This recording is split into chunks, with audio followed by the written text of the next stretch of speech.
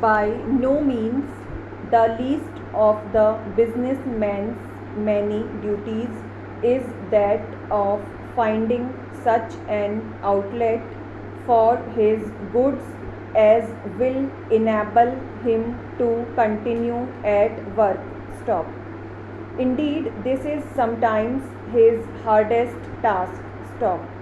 The weekly payments of wages in the factory are dependent upon the profitable sale of the calico or cutlery made in the factory, the regular salaries of clerks and travelers, of warehouse workers, laborers, and transport workers, sees if there is a prolonged difficulty in finding customers.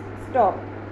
Certainly, the factory owner, whose overhead expenses are not much less when the factory is idle than when it is working at full pressure, will work for stock even if sales fall off for a while. Stop. But he cannot lay up stock indefinitely. Stop. An end must come to that. There comes a time when either work must stop or products be sold. Stop. The wholesaler dealer will not dislocate his organization by dispensing with his staff merely because of a brief period of slackness. He will hold on in hopes of better times coming when he will need them. Stop.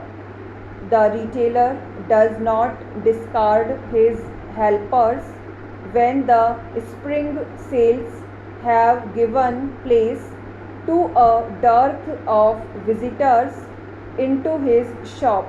Stop. Any lengthy failure to dispose of goods is, however, inevitably accompanied by unemployment of workers, of capital, and of business ability. Stop. However regrettable it may be, we must regard this as a fact. Stop. We may elaborate the argument, but labor is at we may, there is the fact, and no ingenuity can get over it. Stop. How then are markets to be found? Question mark. The most effective method of increasing sales is a cut in price, or a rise of the quality or attractiveness of the commodity. Stop. This method is at times applicable, and when it is, there is a benefit all round. Stop. The consumer gains in the quantity or the quality of the goods. The producer has the advantages resulting from production on a larger scale. Stop. From the customer in the retail shop, the warehouseman to whom the retailer offer bigger orders on condition of more favorable terms, to the manufacturer who looks to the warehouseman for an interpretation of the market, there is exerted a constant pressure to reduce prices. Stop. Neither the ingenious manufacturer nor anyone else can fix these at his whim or caprice. Stop. The material incentives to increased purchase need only to be brought effectively to the notice of prospective buyers. Stop. Para change.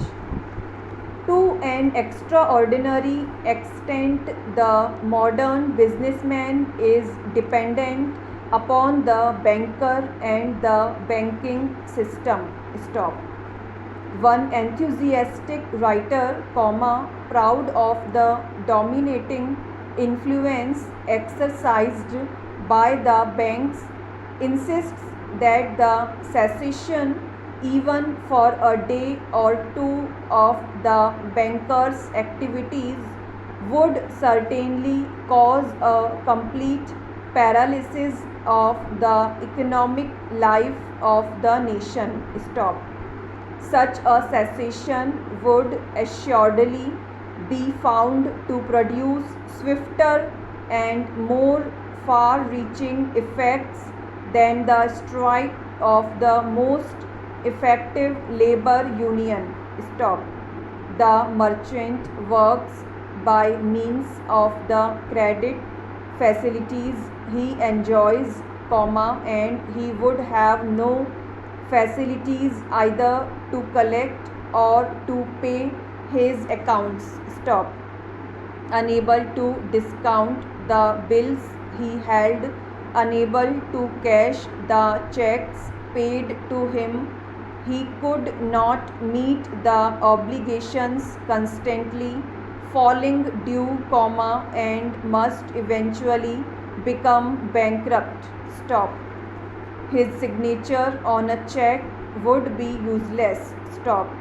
The manufacturer, making for a market distant in time and place, depends upon the support of the banks, and that support failing, he must cease work, no matter how sincerely he might desire to carry on. Stop. Whether money is scarce or plentiful, whether overdrafts are hard or easy to obtain, is a matter of supreme importance to the trader. Stop. The stock he has bought is carried on credit.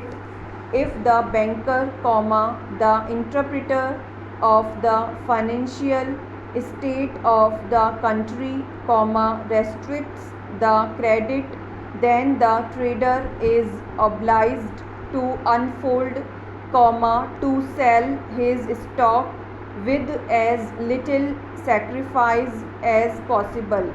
Stop. He could not exist without the liberal help of the banker. Stop. The picture drawn of the banker's work is little exaggerated. Stop. True, the banker is only a middleman. He connects the people who save with the people who are able to employ savings in the creation of wealth. Stop. In our country, at any rate, people have a deep rooted confidence in the security of funds entrusted to others. Stop. They are willing to deposit with bankers and content themselves with moderate interest upon their deposits, the rate of interest being precisely ascertainable at any time. Stop. Unwilling or unable to use their accumulated savings themselves, they provide the means whereby the banker meets the needs of those that work and trade on borrowed capital. Stop. This is absolutely certain. Stop. There is no room for escapism on the matter. Stop. Our people, says Bagehot, are bolder in dealing with their money than any continental nation.